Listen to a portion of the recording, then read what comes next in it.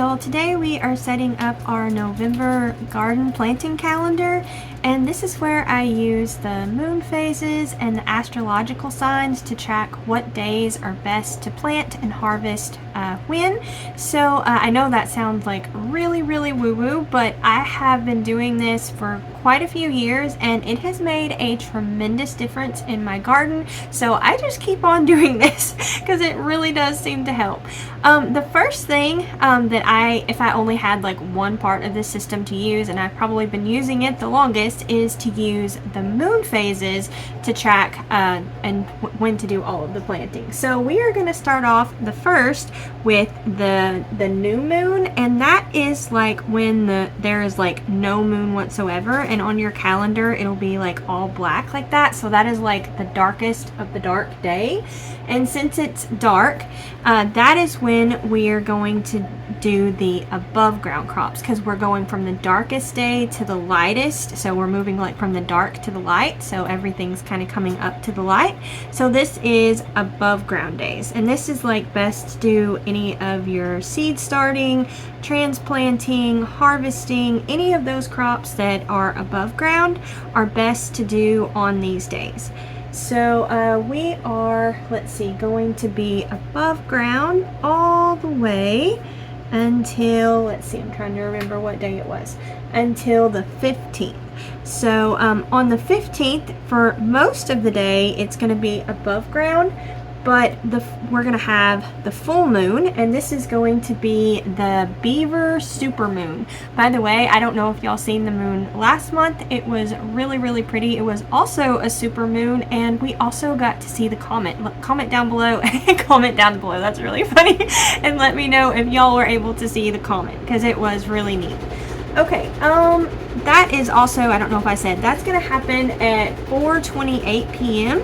and then we're going to move to below ground. So since that's the lightest day, we're now moving from light to dark. So now we're going to be your below ground crops, and that is going to be like that in the below ground crops or dark days all the way until the 30th. And this is when you would do any of your seed starting, your transplanting, harvesting of any of those below ground crops. For us, where we're at, it's like radishes and turnips and carrots, all of those types of things. And that's basically how I do the moon phases. It's super simple. It's either like an above ground day or below ground day, and you can get even more technical into it. I'm still kind of testing those things to see if I notice a difference, but that's just like pretty easy to do for the moon phases. And now the next part that I do is the astrological signs, and I've probably been doing this, I don't know, probably 5-6 years, something like that, and this also has made a really big difference too. So we are going to start off the month with the astrological sign Scorpio, the secrets. So we're gonna, I like to just go ahead and write all of this. I just find for me, like, keep doing this every month. It just helps me. It kind of keeps the pattern. It keeps it fresh in my mind, and I remember and don't forget as much. So that's what I do here. And Scorpio is always a very fertile day. So that's the good thing to remember. So this is like the best of the best day. So like you cannot get any better of a day to plant than on this day. So this like almost like weekend almost is really good here.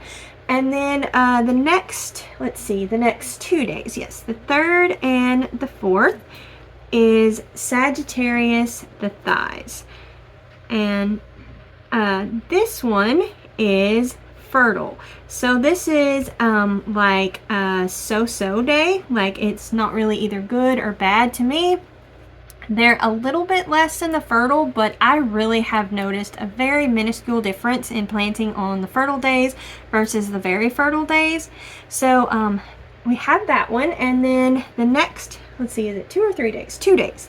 The next 2 days are Capricorn, the knees, and this one is also always fertile. So we have a long stretch here for those above ground plants that are really good, and we're going to continue on with that. And the next next couple days, is that right? Yeah, the next 2 days is Aquarius, the legs, and that is also fertile. So we have got a lot of great above ground planting days here. And after that, we're gonna have 3 more days. This is working out great because it's like on the weekend. 3 more days of Pisces. Let's see, this is Pisces, the feet, and Pisces, the feet is always very fertile. So this is like a great stretch of time to get your seeds started and planted. For us, where we're at, it's in like the fall, autumn time, so there is not much going on. But I just still like to do this because it just kind of keeps it fresh in my mind, and it's just really fun for me to do. So I just continue on with that. So we got to remember that this one is, I'm going to put very fertile here too, so I remember that those two are very fertile. I have to do little things like that because I'll just glance at things and I'll just completely forget. I'll just be like, oh, that's just a so-so day. No, when in actuality, it is very fertile. And also, I know I just use a cheap notebook. I know that kind of looks like a moon. Someone had left a comment and I thought that was so funny, but that's just the notebook. I just try and do all of this really simply and cheaply, and I found that that's what works best for me. Okay, so we are going to move on to a few more days, and while we did have a lot of really good days for planting above ground, we now are going to have Aries the head, and this is always, I just call it a killing day. So this is the day that I like to try and do like weeding and things like that. I do not do any transplanting, seed starting, even try and not harvest anything. I just try and reserve that for just weeding. I have unfortunately planted things on these days and they have not done nearly as well. So I am a really big believer in that. And then we're going to have 2 more days after that. One is another good day for the above ground. So this is going to be Taurus, the neck, actually almost 2, because this day, this changes, I forgot to write that down, at 4:28 p.m. So I'm going to write that down so we remember that. But this is another very fertile day. So Taurus is always very fertile. So that is like the best of the best day. So this one's really good because if you wait till later in the afternoon, you got the best of both worlds, the above ground and the below ground. But some people do say that it's best not to plant or do anything on like whenever the moon changes. I've messed around with this a little bit and I'm not really sure if I've noticed much of a difference, but it's kind of cool to try all these things and check and keep journals. That has been really helpful too, to notice if it really does make a difference. And I've really been shocked with our results using this method. Okay, so the 16th and the 17th is my favorite one.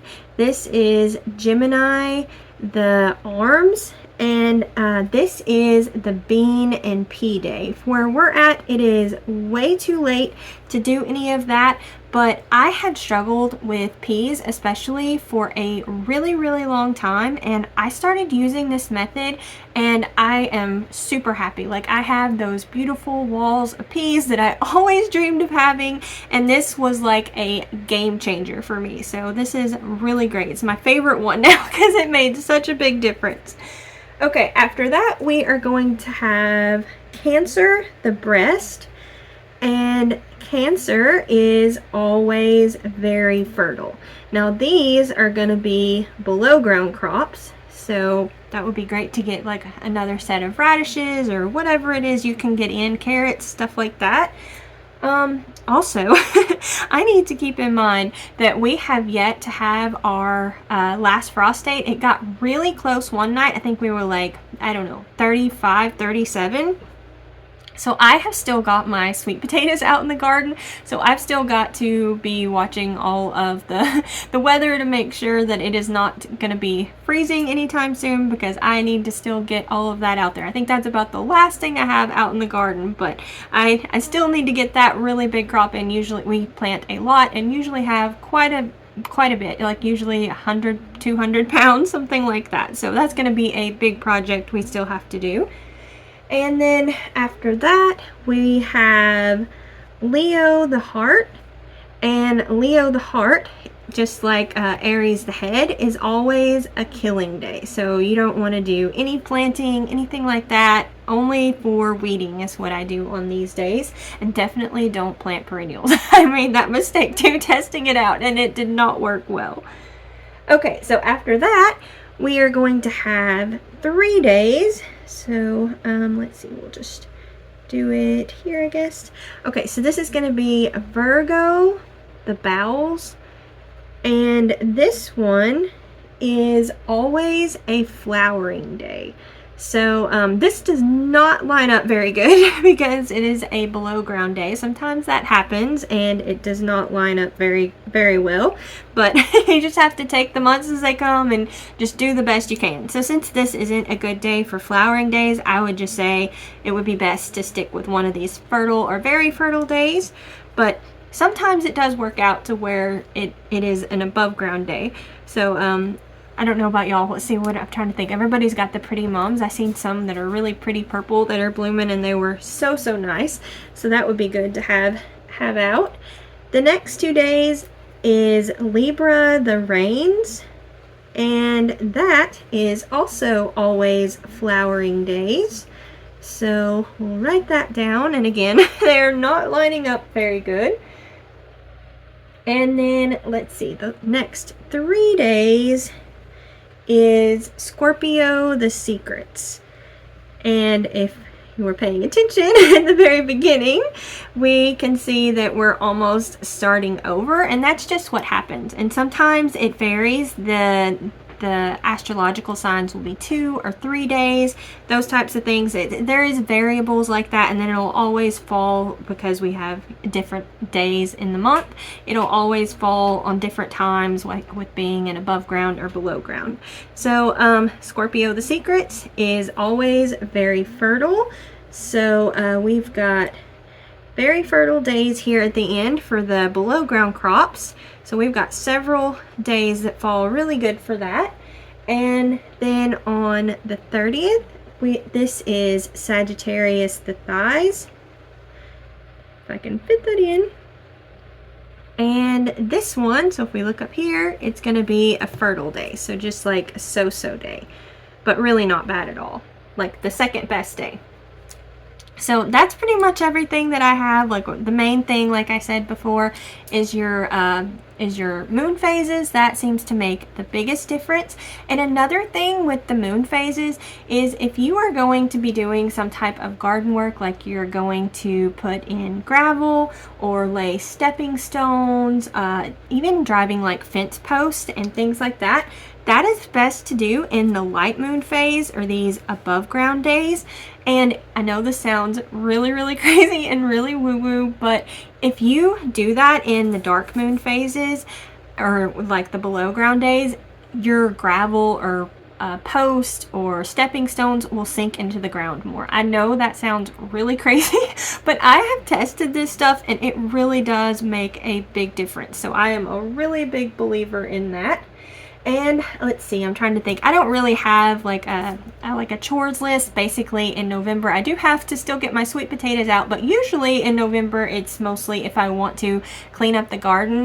Last year I ended up leaving it all, and I just wanted it to try and be better, you know, for like the bugs and stuff, like the good bugs in the garden, it's best to leave. But I think this year I'm just going to take it out. It was kind of sad to me last year to look out and see all of the brown. And I also need to finish collecting seeds. I've been doing that for like some of our flowers and stuff. I've got some of that done, and I think that's just about everything that I'm gonna do in the garden. Basically just mostly clean up and pulling things out. That's about where we're at. But leave me a comment down below and let me know what all you're planning on doing in November.